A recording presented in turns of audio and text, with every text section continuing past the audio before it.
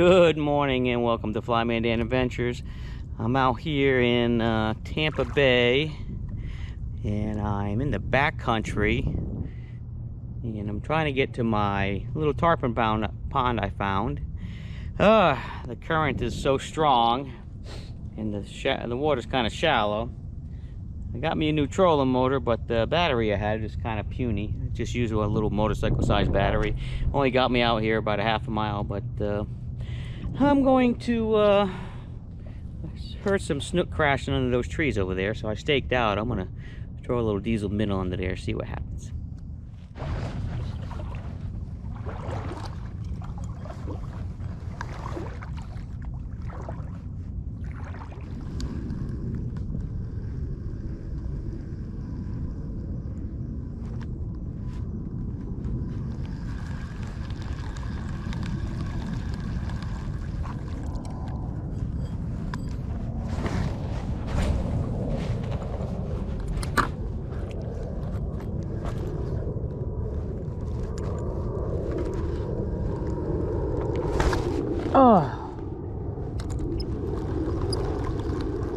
Well, I had a strike and it snapped my line. Snapped it at the 16-pound leader. Wow, what was that?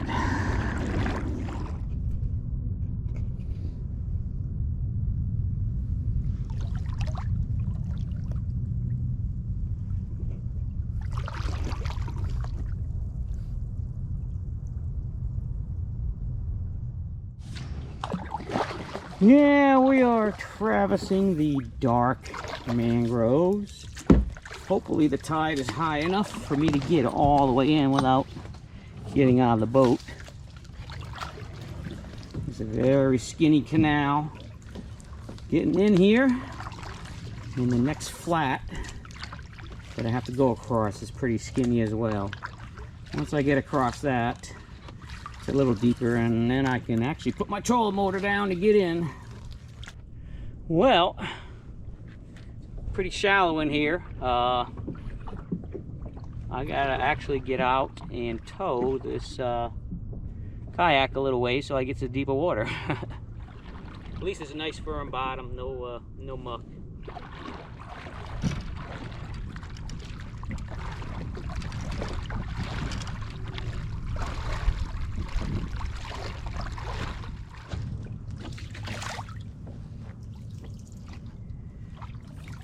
Now this is an adventure.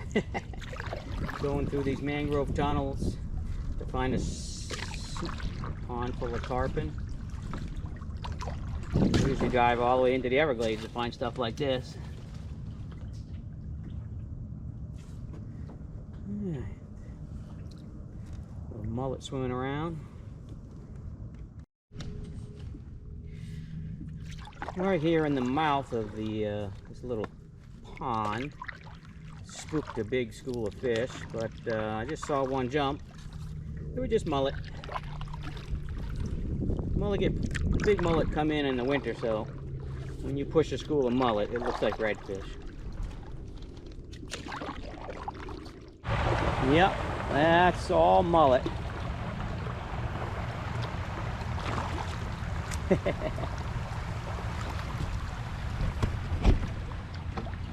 That's all mullet. I see one jumping, couple jumping. They want to come here in this backwater, but I'm in their way.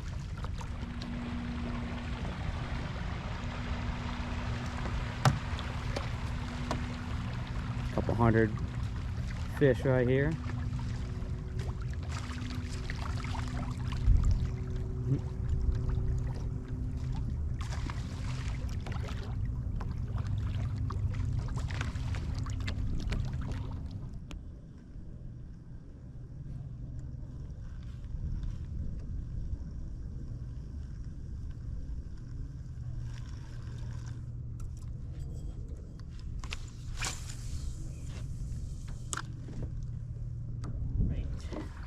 Time to duck.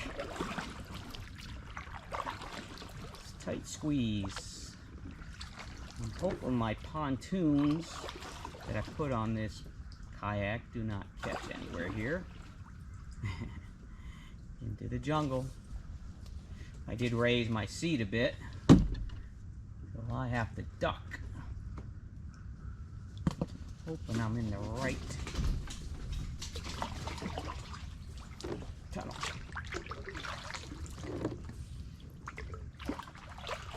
If I'm not in the right tunnel, oh well. I'm having fun anyway. Duck.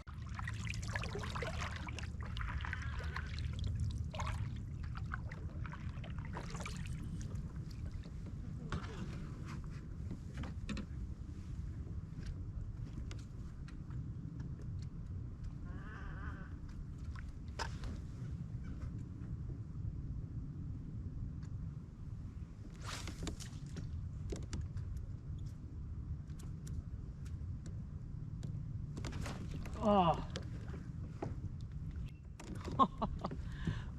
First cast, first bite. Actually look like a tarpon.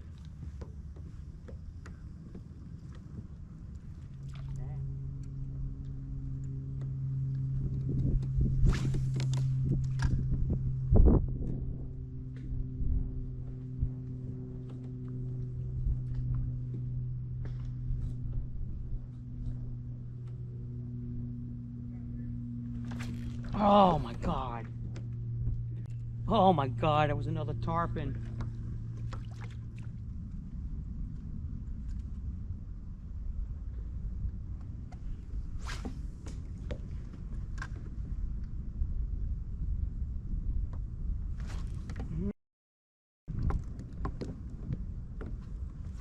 Oh my god, I'm getting big.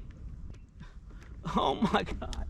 Getting big bites from tarpon, but I'm pulling out of their mouth. You gotta let them take it, man. There's a deep drop right over there underneath those mangroves.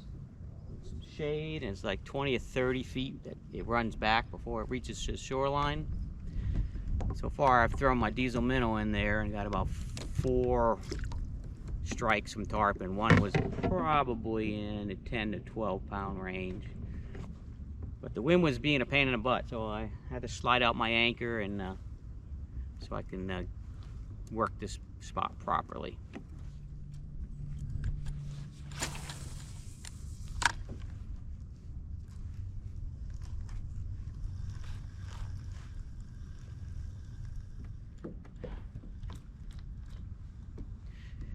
Just had another bite. They're swiping at it though, they're not really galloping it.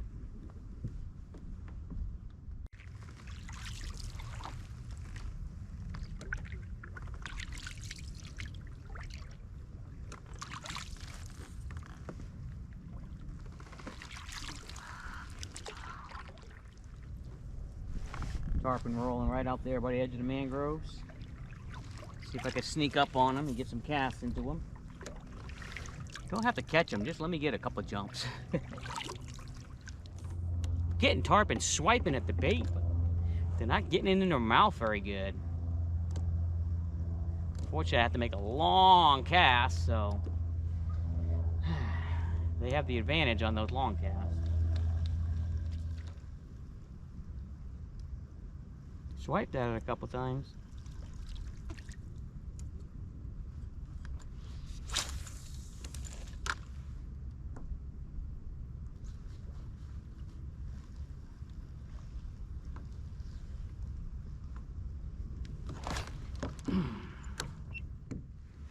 I just had another bite. I just can't get these things that get the lure in their mouth.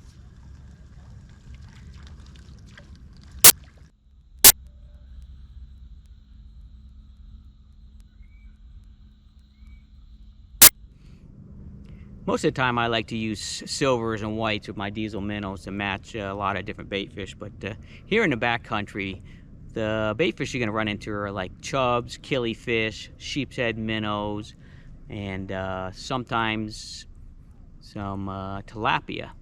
So I like this little, I like going with a different color, like these tans and golds, and this one I believe is a redfish toad and Houdini. Those are my 2 favorite backwater colors. And there are mullet back here, but I seem to do well in the backcountry with some more natural looking colors. Whew, that was a surprise. Came here for snook, but 20-pound tarpon, yeah, I'll take a few of them. Whew, let's try that again. All right, well, I messed around with those tarpon for a while. Had at least 5 bites, but never really stuck any of them. Didn't get a pull, didn't get a jump, didn't get nothing. So now the tide's gone down a little bit more, and I can there's little alleyways underneath these mangroves. I'm gonna shoot my diesel minnow in there. I have heard some snook popping up underneath there, so hopefully the dinner bell has rung.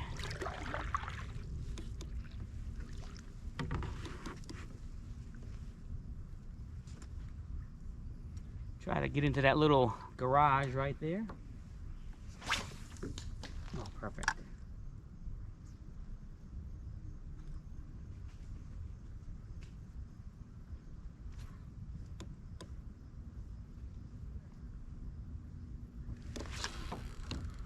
Oh my God, that's a tarpon.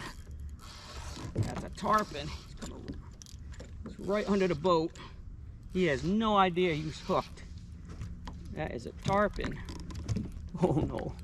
This is, gotta loosen that drag, get around those rods. Holy crap. That is a giant tarpon. Oh man. Come on. He's coming up. Oh! Oh!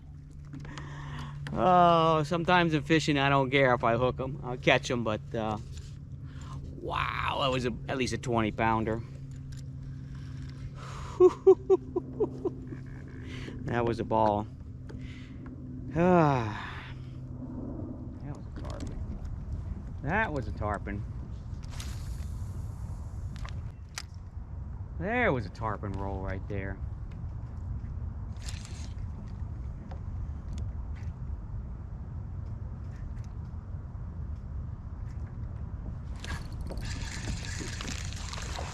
Oh, ladyfish.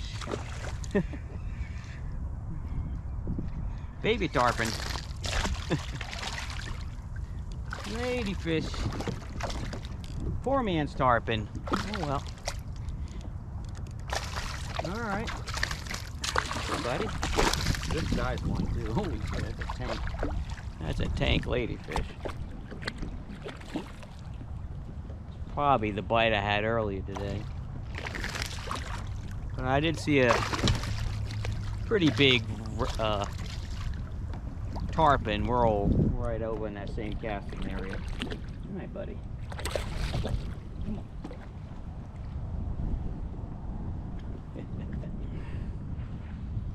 Yeah, that's a good sized ladyfish. Let's let him go.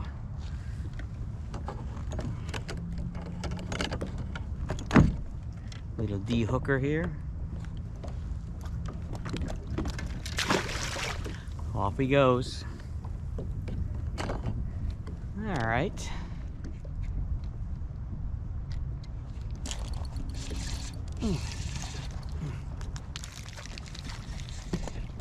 Oh, another big ladyfish. Another big ladyfish. Oof. Man, it's powerful. Powerful. They jump like a tarpon, fight like a tarpon.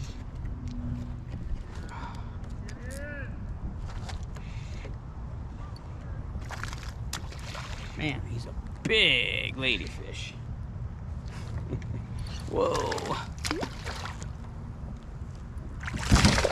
Whew. Ah, perfect release. Perfect release. For those of you that don't know ladyfish, they're a big, long, skinny fish. They have this layer of slime. It's like a nuclear slime. Once it gets on you, it doesn't come off. You gotta wipe it off like 10 times. It's like nuclear snot, I call it, but Tell you what, there's a little 4-inch diesel minnow, and all that crazy jumping, man, it literally turned the lure into a knot. It tied on all that jumping, the Z-Man stretched like that, and there's a hole where the hook went through, and it snaked through and tied back. Both fish did the same thing. With any other plastic bait, this would be garbage. It would have ripped in half and throw it in the garbage, but still fishable, actually. Still fishable. I just retie the knot and let's go. Tarpon roll right there. Oh, I see him again.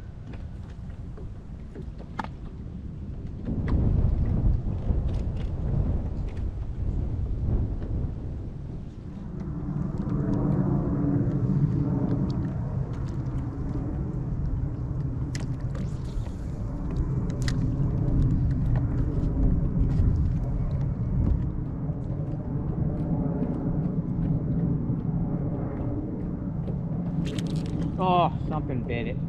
Tarpon roll right there. Problem with tarpon is just because you see them rolling doesn't mean they're going to eat. Little lesson on tarpon. Tarpon are a very, very old fish. They have a bladder where they can actually gulp air. When they're born babies, they're way back in the brackish water, and there's a very low oxygen level back there. So they have the ability to breathe air. There's a few fish, gar I know can do it, a few other fish. So if they're in a spot where there's not much oxygen in the water, they can still survive. So you'll see them come up, they'll roll, they'll gulp air, and they'll come back down. You'll see their shiny back and the top of the fin and their tail as they go down. But just because you see them rolling doesn't mean they're eating. But if you see them rolling, at least you know they're here. Can throw in my diesel minnow at them on my little Texas eye, and really big ladyfish in here, so they'll stomp it real hard. So when you get a bite, you have no idea if it's a ladyfish, a snook, or a tarpon. I'm gonna grab one of these tarpon today.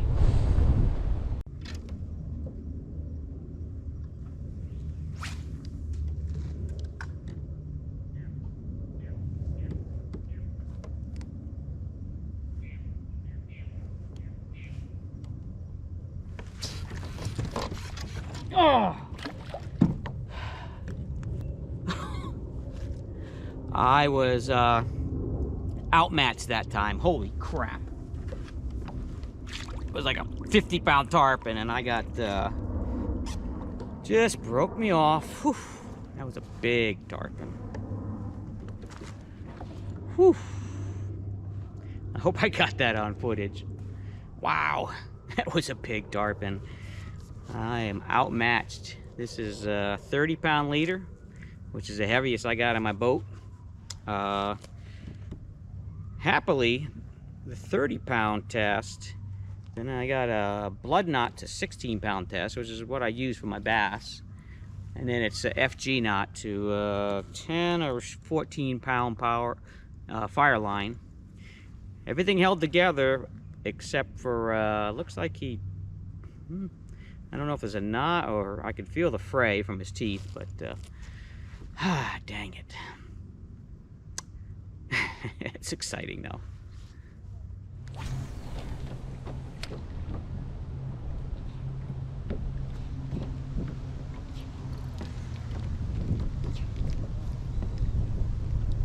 Another one just bit.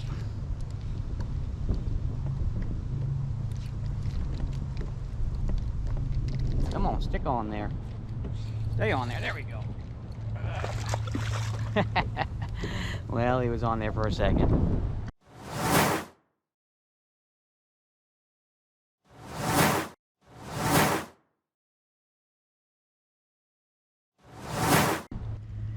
This lake I'm in is pretty deep. It's probably 15 to 20 feet deep. It's not a very big lake. But even underneath the mangroves, it's 6, 8, 10 feet deep underneath the mangroves. How do I know that? Well, When I use a jig or a worm or anything that sinks, I use what they call countdown method. When I was growing up fishing, everybody talked about it. You read about it in magazines. I never hear anything about it anymore. What the countdown method is, when your lure hits the water, you count down until you see your line go slack when it hits the bottom. Now, this is a 1/4 ounce jig. It approximately sinks a foot a second. So when I throw it out there, I count to 10, 12, hits the bottom, you can see your line kind of stop. Well, what you can use it for an advantage is when you cast it out to that same general area and you're counting down, and about 8, your line makes a little move, like it hit the bottom. That's not the bottom, that's a fish hit it as it was sinking and you didn't feel it, but if you were watching your line, you would see that you had a bite. Reel down your slack, set the hook. Works great for jigs and rubber worms, plastic worms nowadays. So give it a try. The other thing it does, it helps you find little potholes you might not see. It might be a 6-foot, 8-foot flat, and all of a sudden there's a 15-foot hole that you don't really see. But you're counting it down and it just keeps going down, 10, 11, 12, 13, 14, 15. Well, then you can find a little hole there that you didn't know was there. Countdown method. I do it every cast. It just happens every cast.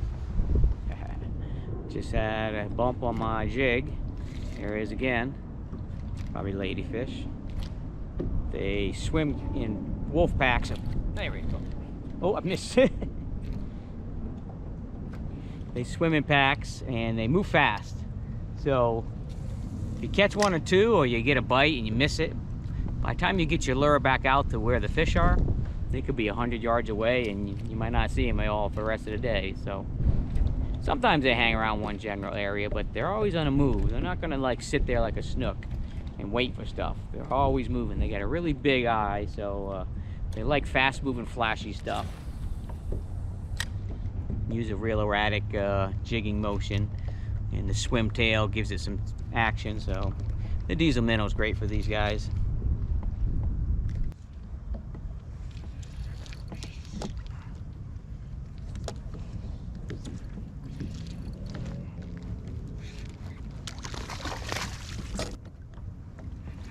Oh, got one on this way. Got one on this way.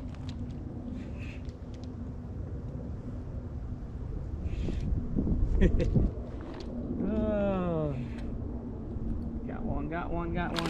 Whoa, almost in the boat. It's true.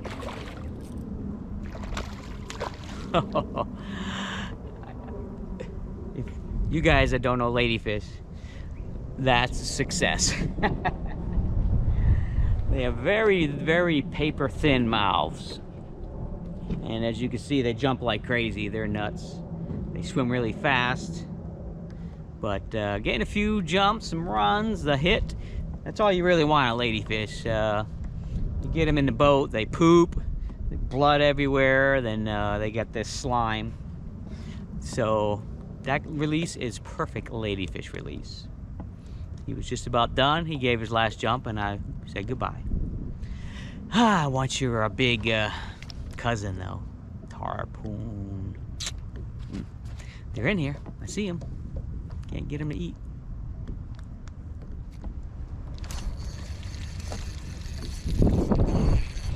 All right, we got one on here. They're wild and crazy. Wild and crazy. A good one. Ooh, got some drag pulling there. By the boat.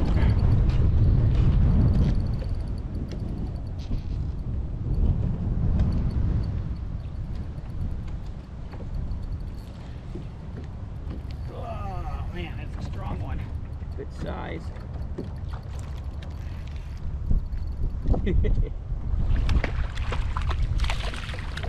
Alright, you can fall off now. You can fall off now. I got him in a good spot though. He's gaff hooked.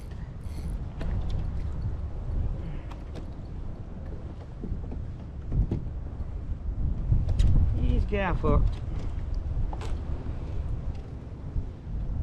They're pretty silvery little guys, but look at their mouth. See how it rips open? So you lose a lot of fish. I got them around the jawbone, so that's going to get my hookup ratio to higher.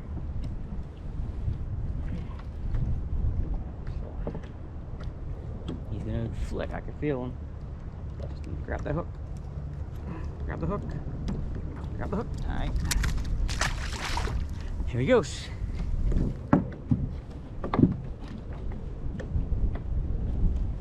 Well, I came here for silverfish, tarpon, and snook. But this guy seems to... I worked real hard to get out here.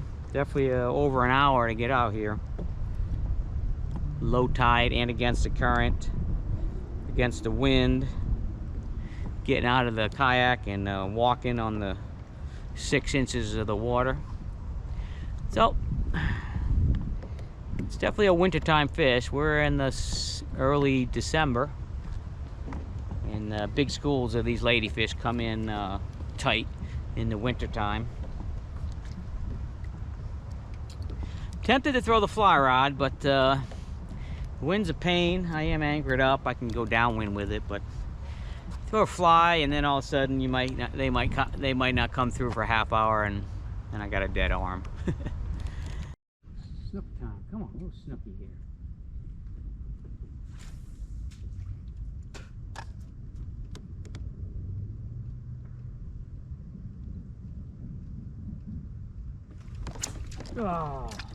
Oh, got stomped on. I don't know if it's a tarpon or a snook. A little lay down right under these mangroves, and I swam it by there. That's where snook usually would ambush, and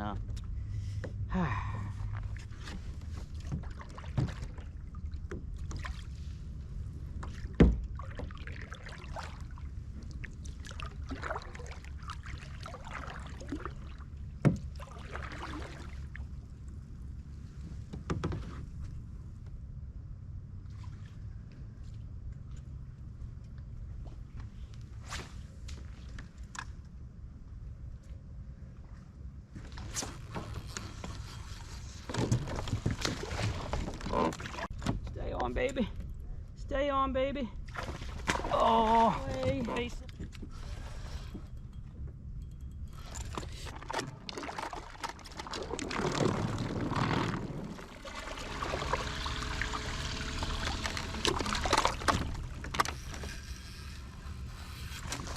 Under the trees. Oh, he got off. Oh man, that was depressing. Had a great fight. It was probably a 10-pounder or so. He got under the mangroves and he jumped across a branch, and my lure got stuck on the branch and it pulled it out of its mouth, and I got the tree and he got away. Oh, that was so exciting though, man. Pretty good day. Oh my Lord. That's third hook tarpon. I've had at least 10 bites or so, 8 to 10 bites, but getting them in the, finally hooking a few. Only got probably a half hour before I get to get out of here because I don't have any lights, and it gets dark pretty quick out this time of year. But let's try one more time. Even tarpon like diesel minnows.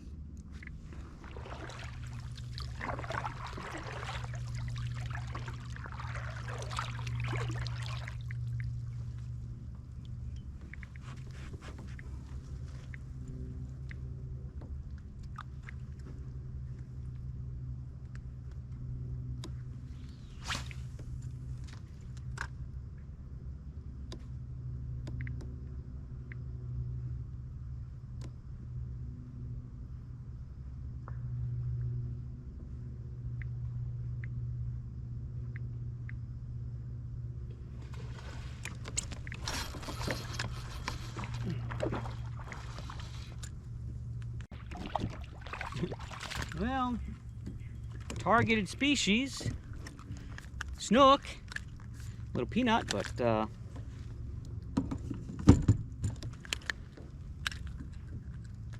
on, buddy, hang on.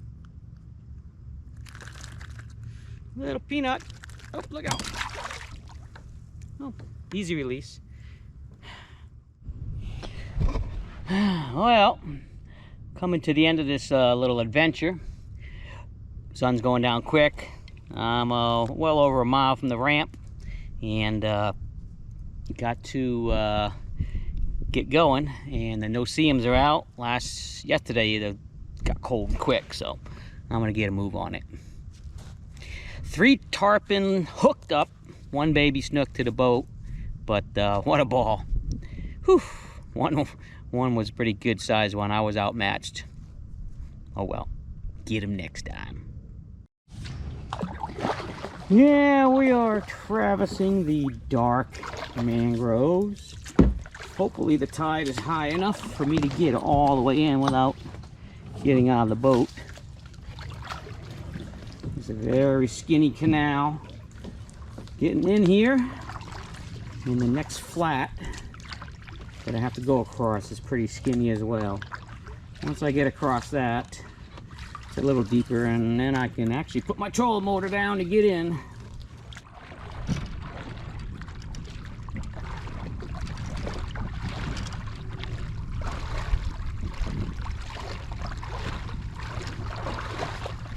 This is why I got going as fast as I did.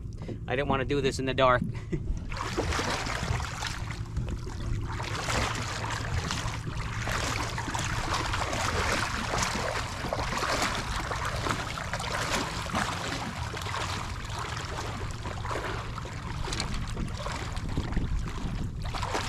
Oh, this water's cold.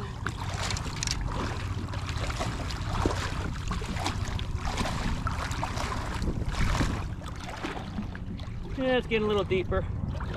I'm gonna give it a try here.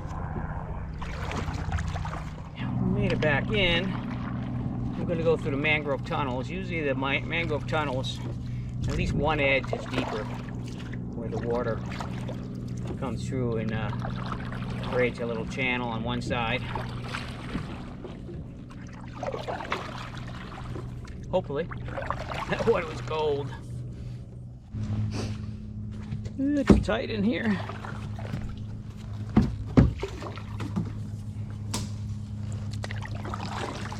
But it's deep enough. Just paddle past a little school of 6 little little snookies. Man, that's a tight hole up here. I haven't been in this spot in quite a few years. Alrighty, how much opening do we get there? Oh yeah, that's a bit more than I thought. Again, this is why I have that little front rod holder. Keeps the rods out of the, nice and organized away from any sticks that want to grab them. I have a boom in the back of my kayak that has a holder for a lot of rods, but let me stand up and see what's up here. I see some fish swimming around.